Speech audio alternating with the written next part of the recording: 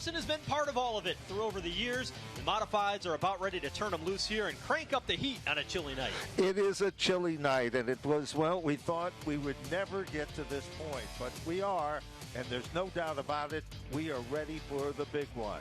This, of course, Icebreaker 2025 is the 702nd start. And 156 of those races, you know where they took place, Joe? Right here at Thompson Speedway. Let's take a look at the history of this racetrack, a historic facility located in the quiet corner of Connecticut. That's in Thompson, Connecticut.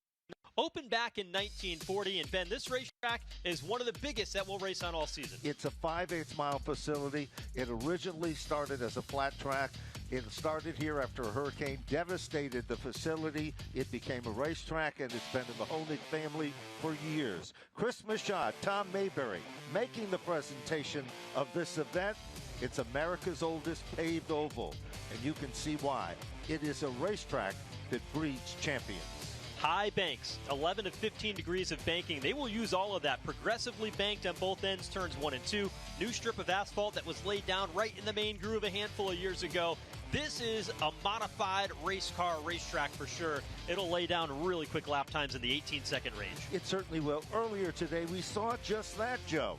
We saw competitors. There were very few that broke into the 18-second bracket in practice. It was Chase Dowling, one of the first. Then we saw 8 other cars to follow through. But when time trials came out, it was a whole different story. John McKennedy became the star of this one, a former champion, and a man that knows this track well. Yeah, he earned the pole position backed by a Hoosier earlier in the day today. He had an interesting strategy, going easy on lap 1, saved his speed for lap number 2, and it was a lap that could not be matched by anybody else in the field. There's John McKennedy, the 2022 Series champion.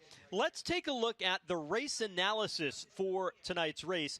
There's a lot of factors at play. It'll be 150 laps. We've got live pit stops here on the Whelen Modified Tour. They've got 5 tires, Ben, on pit road that they could change. And, of course, we're looking at the notable winners of the event. Ronnie Silk, 2024. Ryan Priest, 2017. Bobby Santos back in 2010. Well, Whelen Modified Tour, Icebreaker 150 on the horizon. We'll have the starting lineup here in a moment.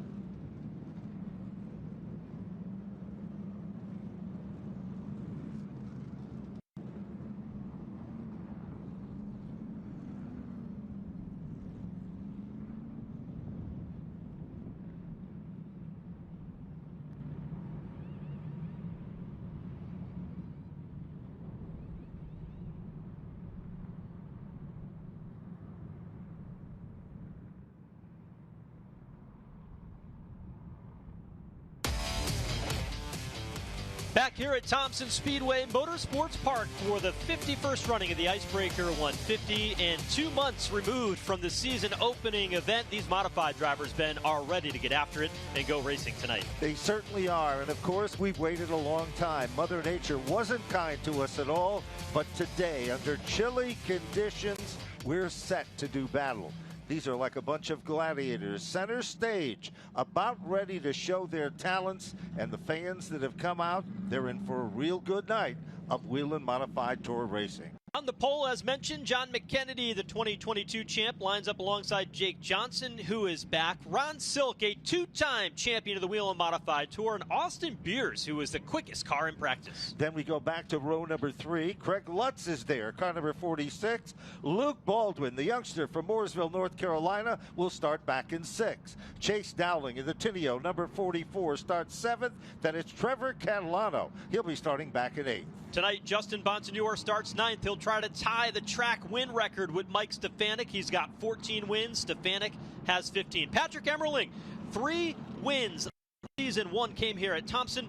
Tommy Catalano starts 11th, and Matt Swanson starts 12th. Now let's go back to row number 7. It is, of course, Eric Byrne, a former champion here at Thompson. Kyle Bonsignore will be there. He's long overdue in the 14th position. Tyler Ripkema will start next, along with Eric Goodale in the 58. Then it's Teddy Hodgson. Starting back in the 17th position, Matt Hirschman deep in the field, position number 18. 19th for Andrew Kraus. Roger Turbush will start 20th. Mark Stewart, his teammate, after a vicious last lap crash at New Smyrna, is back with a brand new car. He'll start 21st, and Dylan Slepian 22nd. Then we go to Max Zackham starting back in 23rd. Woody Pitcat had a tough qualifying round in 24th. Tyler Berry, third generation driver, starts 25th. Then it's Ken Heggie in the 26th spot. Stephen Kopsick, Mike Marshall, Brian Sones will round out our starting lineup here tonight at Thompson. Well, we talked a little bit about the strength around the 51 car of Justin Bonsignore. This racetrack has been very good to him over the years. Tonight, he has 14 victories to his credit, but Ben, he is on the edge, right on the precipice of tying a record held by the mighty Mike Stefanik. He certainly is, and of course, that record, Mike Stefanik, the win leader with 15 wins here at Thompson. Justin Bonsignore won the last event here in October. He's got 14 wins to his credit. His first win, Joe, came back on September 9th, 2012. And believe you me, that is the longest win streak. The facts don't lie. Let's hear from Justin Bonsignore. Jesse Punch had a chance to catch up with him. Justin Bonsignore, defending series champion, looking for a milestone win here tonight at Thompson. Win number 15, which would tie him with the 7-time champion Mike Stefanik for the most wins at this racetrack. Justin, you've hit a lot of milestones in your career, and here recently in the past couple seasons. How does this compare to everything you've accomplished here recently? Yeah, anytime you can have your name mentioned in the same breath as Michael Stefanik is pretty awesome. Obviously, we still have to go out and try and execute. We have a really good car tonight. I'm excited for it. A little bit of work coming from 9th, but you know, if we just go out, have a good, smooth first half of the race, guys have good pit stops, should be in position late. Just hoping to have a good night. It's really cold here tonight, so appreciate all the fans and everybody coming out, and hopefully it's a good one for FloRacing. Well, you mentioned the cold. What effect does that have on the race compared to what we would normally see here for Icebreaker weekend? Yeah, just maybe a little more grip. Speeds are up right now because of how cold it is. You know, I still think you'll see a pretty normal Thompson race. Tires going to wear. We'll probably work our way to the bottom, and it's a pretty big field of cars tonight, so I'm sure we'll get some cautions and put some strategy in it. So all in all, just excited to have this opportunity, and you know, anytime, like I said, anytime you have your name mentioned with Michael is really cool, and would love to do it and like to do it and get it out of the way so people stop talking about it more than anything. But just looking forward to a good run and seeing how we can come out here tonight. Jesse, those are the thoughts of Justin Bonsignore, who will start this race in the 9th position tonight on the edge of history. What's interesting about that, Ben, is that Mike Stefanik, it took him 106 races to get 15 victories. Tonight, Justin Bonsignore makes his 47th start at Thompson, half the time. And there's no question, you can never take anything away from a legend like Mike Stefanik, but Justin Bonsignore has, well, the same type of success. There's no question about that. Earlier today, those of you that were here witnessed the 51 machine got a little bit of a problem, a brake on the automobile, literally bound up for a second. He went up a lane, was scary. He gathered it back and he was okay. We should mention also, Stephen Kopsick only got 1 lap of time. They've had some problems in the paddock area before we even go green. He's got a ways to go, but that youngster can get the job done as well. Well, speaking of going green, the pace car here at Thompson is in. The tires warmed up. These fans are ready to go to see the Icebreaker 150 at Thompson Speedway Motorsports Park. John McKennedy, the pole sitter on the outside lane, sees the green flag alongside Jake Johnson in turn 1. Bottom of turn number 1. Who's going to get the bite? We heard it said before. They come off the turn. John McKennedy is the man out in front, and the outside lane seems to be the quickest with less than 5/8 of a mile into the record books. Side-by-side competition. They head back into turn number 1. Leader of the pack still remains McKennedy and Austin Beers running right there in his tire tracks. Joe, a little further back, it appears that Silk, his car, literally backs up a bit. He's in front of the 44 of Dowling. Inside, trying to make some moves. It just doesn't happen yet. Jake Johnson started on the front row, but he slipped back to the 4th position. That car just did not come up to speed on the opening start. Side-by-side battle here. It's Ron Silk on the inside lane. He won his first race here at Thompson in the early part of his Whelen Modified Tour career. Went on to win the next 3 before he became a 2-time Whelen Modified Tour champion. And the driver next to him, Trevor Catalano, actually spun in practice. They had to replace the transmission in that race car. Still put down a qualifying lap to start inside the top 10. And that, of course, the car that is looking very good to the outside of your screen. Meanwhile, here comes Silk. He tries to keep that car running on rails in the bottom. So far, it just doesn't happen as yet. A lot of strong competitors in this one. They're still trying to get settled in. There's the one of Patrick Emmerling, the car that has the Jeff Bodine, Dick Armstrong. Paint, well, history looking automobile, setting there comfortably. Remember, Joe, the strength that Patrick Emmerling showed last year, mid-season event, is where his quest for the title began. He's on a hot streak. Go back to New Smyrna.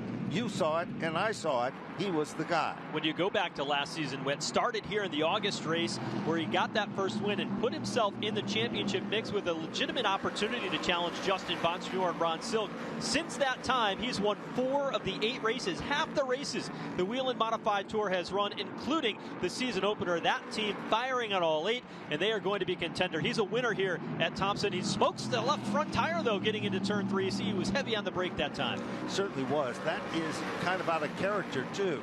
You know, earlier today, we talked with these competitors in the garage area. They all agreed on one thing. Final 60 laps, you need to be among the top 10 cars if you think you have a shot at this one. They said about when it's cool, there's a lot of speed. That, of course, comes from the horsepower beneath the hood. But the rest of the story is going to be tire management. This car and this track is always something that can change. Nobody knows what to expect. We are under darkness and the lights here. Nobody's been there yet. First outing this year at Thompson. And that's after the track set cold all winter long. And it's been a long winter here in the Northeast. Middle of April now, still very cold. When they took the green flag tonight, there was 40-degree temperature with a little bit of a breeze. I mean, it feels like it's low 30s here at Thompson. Everybody bundled up in knit hats and gloves here at Thompson Speedway. The Hardy fans in New England watching this one. But what that does for the racetrack, it creates a lot of grip. These cars will actually run faster as they go on, as they get heat in the tires. And we saw that in practice, and we saw it in qualifying earlier today. We certainly have. Nobody's been able to step out of line to run the bottom of the racetrack. We saw earlier it was Ron Silk with the number 16 car that made the move. That we saw Chase Dowling. Now here comes the 48 machine. Lutz to the inside, trying to make that same move stick. You can see they can put the car down there, but they can't complete the mission.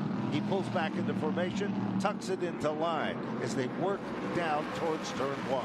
Lutz and this team, Doug Ojeko is a crew chief for the 46 car. They have done a really good job to start the season. They were the runner-up at New Smyrna, executed the entire race, and that's something they put a lot of focus on in the second half of last year. They were happy with that performance. Craig Lutz is a 2-time winner here at Thompson Speedway, led laps in the season opener, and he's a driver that he is expected to have a good night tonight. As long as they can get a good pit stop, I'd expect to see that 46 up front throughout the night. I agree with you 100%. He's so long overdue with this team. Remember, he left this team for a while. He came back to set behind the wheel, and they've been a threat. They've been so close. But this is not a game of chance. Being close, you've got to close and make the deal. Speaking of making the deal, Ron Silk now is right there to the right of your screen with the 16 car, and he is being hunted down working some magic in the upper groove, and that, of course, is one of the Catalano cars. Big story earlier for the Catalano team. The car that went on first in time and set to the top of the board for most of the early cars to take time was one of the Catalano race cars, Joe, and it got no laps in practice. The drive shaft broke early on in practice. He spun in turn one. That damaged the transmission. He did not hit the outside wall, though he came just a couple of inches away from it, did the 56 of Trevor Catalano. And I had a chance to catch up with him earlier today. He said, you know what, I don't typically run well at racetracks where you have to charge the corner, just as he does right now, yes, right to go there underneath Ron Silk. He said, I like racetracks that require that tire conservation. When he won that race at Monadnock last year, he beat Ron Silk, the car he's racing with right now, and that was a tire conservation race. Trevor Catalano has been working on his game. He said, if I can get a little bit better at tracks like Thompson, get a little bit better on my restarts, I could be a contender. I like this place, and he's shown speed even against all adversity that he faced here today. He certainly has. And remember, what we've seen so far, nobody has been able to pass on the inside. They will plant the car to the bottom. We've seen Ron Stoke do that. We've seen Lutz do that. We've seen Dowling do that. But they are not able to complete that move. They have to back out of it and pull single file into line. Well, if you look down at turns 3 and 4 here at this racetrack, it's a little different because there's a road course that they run here at Thompson Speedway, and they use turns 3 and 4. You see the wide pavement to the inside and all that extra rubber. Some of the drivers said that extra rubber gave a little bit more grip in turns 3 and 4 than down in turns 1 and 2, where they don't run on the road course, and they thought that could be a factor with drivers choosing the inside, middle, or top lane. You know, earlier today we talked about when they repaved the surface at this particular racetrack. The first driver to literally go out on the new pavement was Tiger Tom Baldwin. It was through the Honig family. They decided to select him because they felt he had a lot of laps and success at this racetrack. There was a bump coming off turn number 2. The bump is gone and left, and then they added what we call those strips in the turn.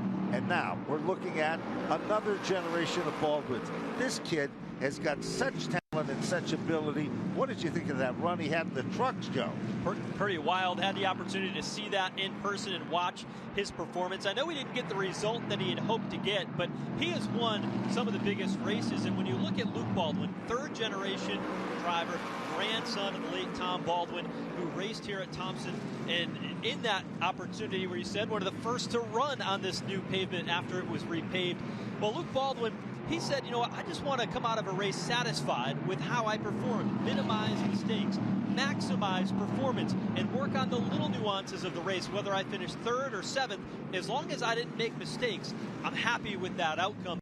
So impressive as he gets under attack by Jake Johnson is that Luke Baldwin has only been racing for a handful of years. He ran Legends for a handful of races. Then he did a full season of Crate Mods. Last year was his first full season in Tour Modifieds. He won a championship in the Smart Tour, and now he's running the Craftsman Truck Series along with the Modifieds. He's really a talent. He's rising in the ranks of NASCAR, and he's running 3rd right now. You know, all eyes are on him. There's no question. In the Smart program, he won some of the biggest paydays that they've had this season.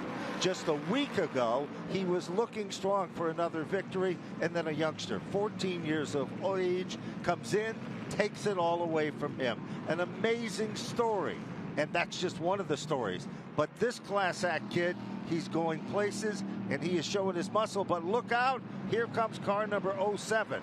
Now, we're seeing the inside lane suddenly open up, and the 07 machine has become a factor.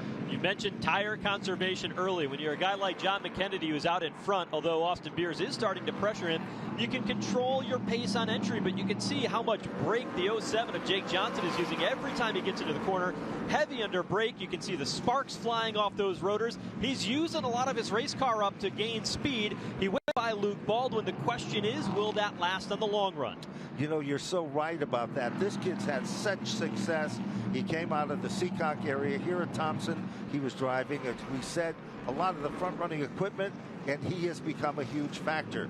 He continues to work his magic in the Linz propane machine out in front. Meanwhile, in that group of cars, that's what we're talking about currently, as those 3 cars run nose to tail.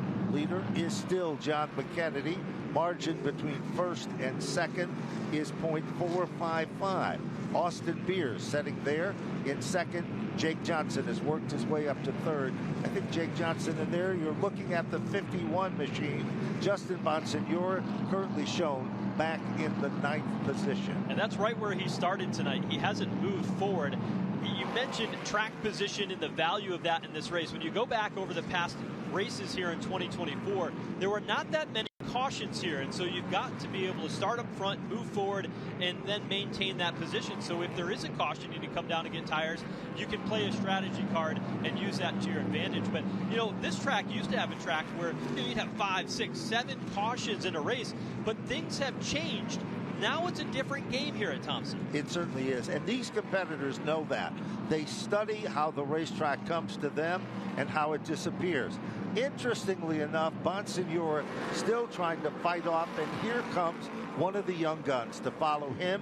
That is Matt Swanson. Now, Swanson has a lot of laps on this racetrack. Gary Casella is the owner of the number 25 car. His best buddy, Mully, is the man that creates some of the magic with him.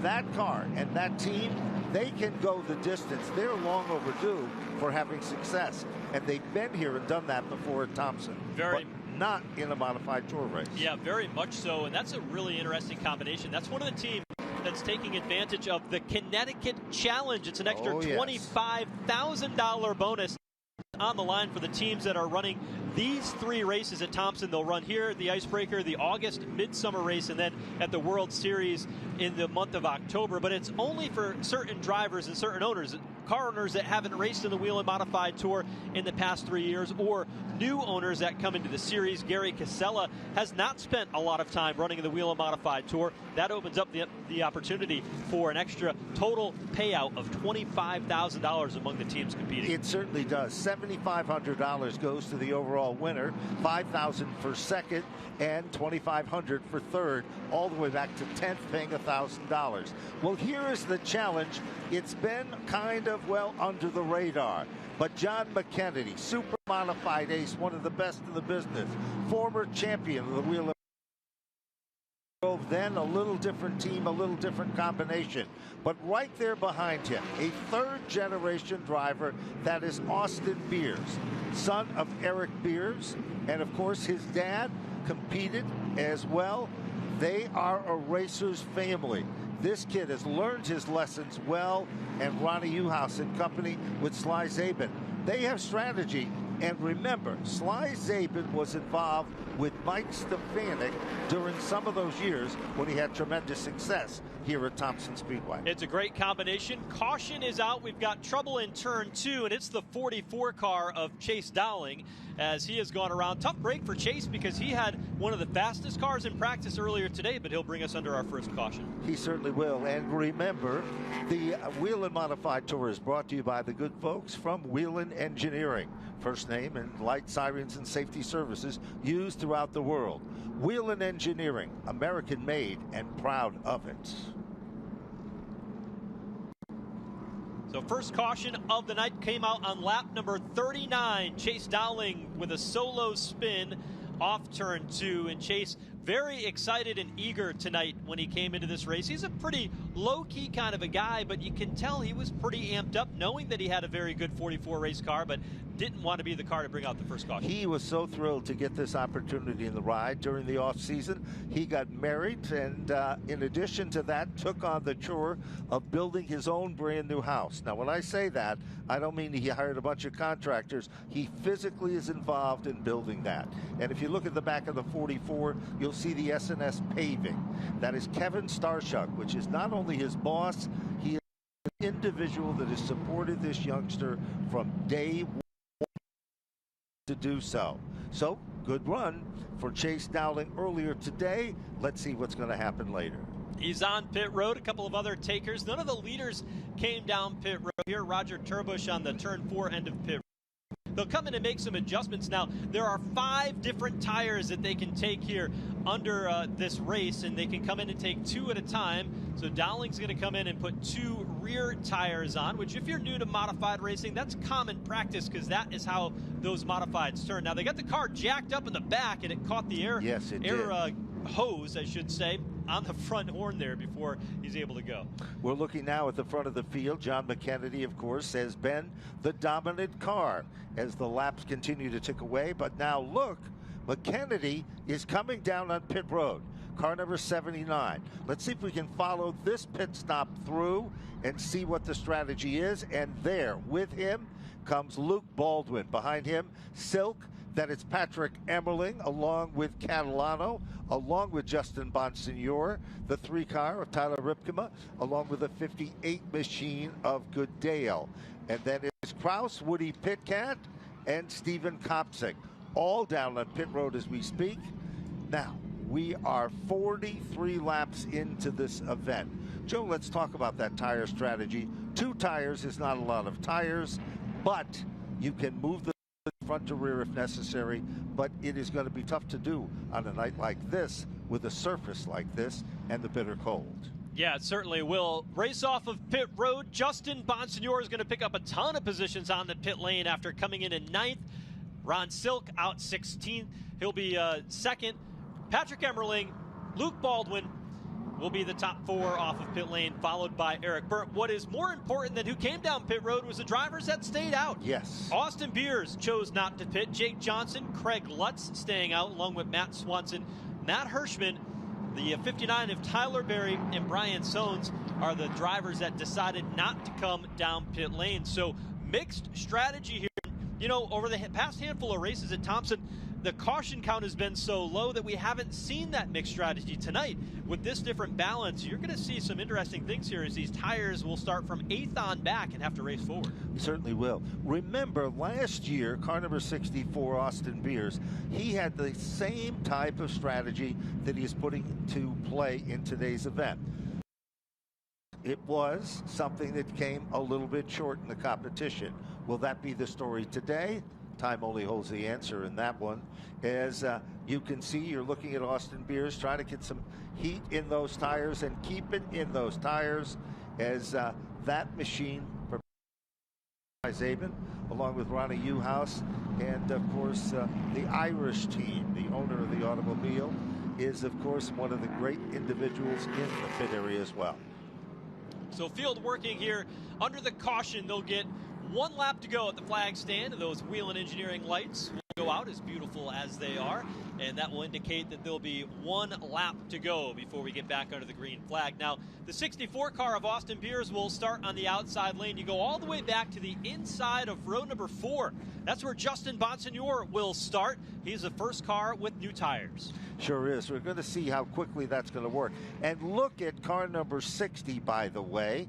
That is, of course, Matt Hirschman, who is already on the inside of that 3rd row.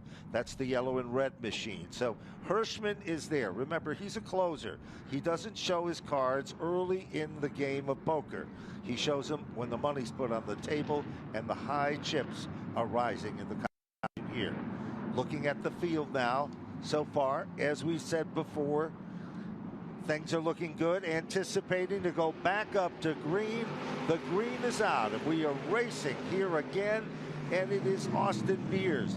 Battle is going to be for that 2nd spot as they come off the turn. A little bit of a stutter step there, but here comes Bonsignore. He's now challenging the 60 of Matt Hirschman. Tyler Berry did not get off turn 2. He got a bit out of shape. Ron Silk got into the back of him. That allowed Bonsignore to pick up a handful of spots. As we get up to speed, we'll be curious to see what those lap times look like. Bonsignore carves to the inside of Matt Hirschman, trying to pick up another spot in the battle for 7th. Looking to the inside of turn 3 is Bonsignore. All of a sudden, like Superman, his cape is out and he is flying to the inside. Matter of fact, here comes Hirschman, digging in hard in the outside lane. Down to the bottom of turn number 1 and off the turn. Yes, he's got it directly in front of him is Lutz. Swanson in the red automobile to the left of your screen. An interesting strategy move by Matt Hirschman. He started back in 18th, did not have a good qualifying effort, trying to gain some track position, but right now he is 7th, and he's getting gobbled up by some of these cars that came in for tires. Patrick Emmerling goes underneath. Here comes Ron Silk to do the same. There's no question Emmerling is doing a good job working his way inside once he gets, and all of a sudden, look at, here's Ronnie Silk. 16 car making a move. but there literally is a battle with Bonsignore still trying to work his way underneath Lutz. He does. He sets his sight on Swanson. Down the back straightaway, evenly matched. They head into turn 3. You can see the exit speed on the 51 of Justin Bonsignore. He can get to the gas so much faster. He gets 2 positions past, and that lap he's up to 3rd. The one thing that Ryan Stone, the crew chief for Justin Bonsignore, does very well is make adjustments on his race car that improves the speed. When you get that 51 car on pit road, everybody needs to look out. You can put tires on it and have that advantage too. It's twice as fast, and he is on the charge. There's no question. And look at Ronnie Silk. Silk has worked his way up to the 7th spot. Silver car number 16 inside of your screen. Patrick Emberling is trying to shadow the number 16 car. It's not working. The spoiler is the other red automobile, Matt Swanson, running to the outside. Evenly matched. They are side by side. 2 red automobiles. What's going to happen? And now Emberling has it by inches. Forward bite off the turn. Patrick Emberling picks up the spot. He will now move into contention. He is heading to the front as well. Now a couple of laps into the flag run, you start seeing about 1/10 of a second the advantage for the drivers that did take 2 tires, and that was the limit that they could have taken on that pit stop. You can only take 2 per stop. They only came down pit road once, so that was the advantage there. Ron Silk might even be a little bit better than Justin Bonsignore. He got by Craig Lutz. We'll see what he can do here with open racetrack. He certainly does appear to be that way. All of a sudden, if you're looking at timing and scoring and you track him, he just clicked off the quickest lap of this run. It was a 19.105. So Silk is definitely coming. Now moves to the inside. This is a battle we've seen many times. They almost come together like the old 2 cymbals in an orchestra. Ron Silk is dialed in. He pulls up, takes over position ahead of the 51.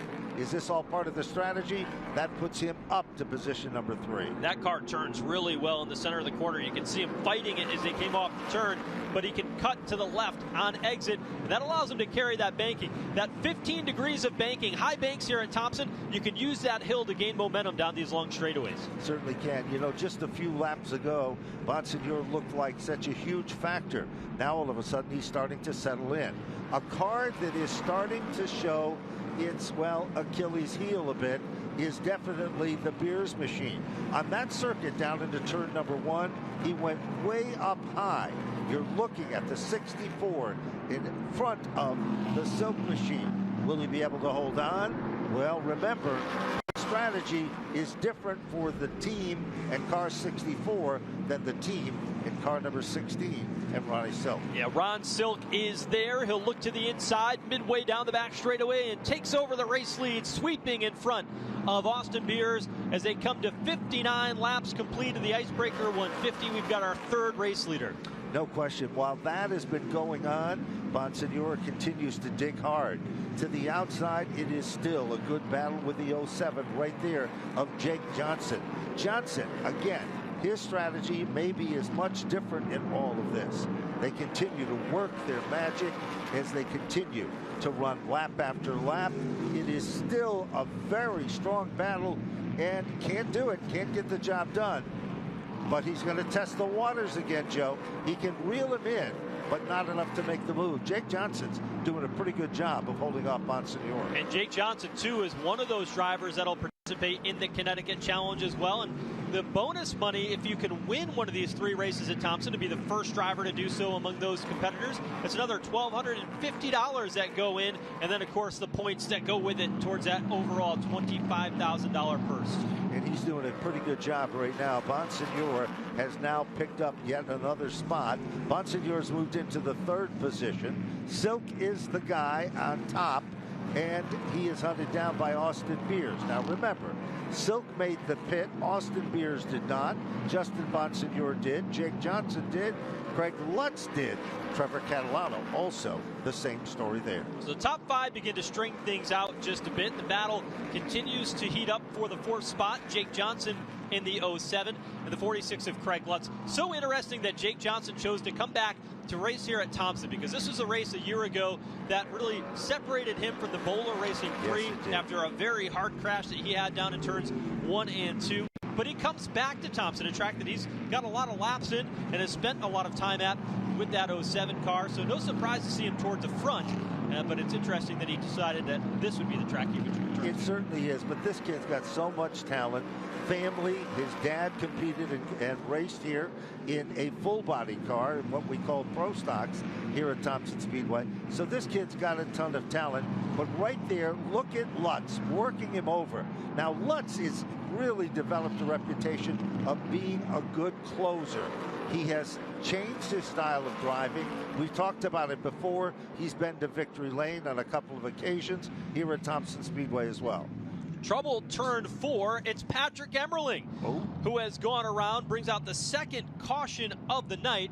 Emmerling was running solidly inside the top 10. So the gentleman that won the race in New Smyrna, your championship point leader right now, goes for a spin for our second caution. Sure does. And of course, that is the tribute car to Dick Armstrong's New Style Jewelry out of Franklin, Massachusetts. And of course, the legendary Jeff Bodine. That car and that look of that car was the car in the combination to beat here at Thompson in the old small block modified days, where this race facility ran what they called twilight racing on Sunday afternoons. And Dick Armstrong and Jeff Bodine were the guys to beat in that series as well. So our second Whelen Motorsports caution is out, trusted to protect first responders. The lights are on here at the Speedway. That means we'll step aside and come back and recap it as Ron Silk leads the way in the Icebreaker 150.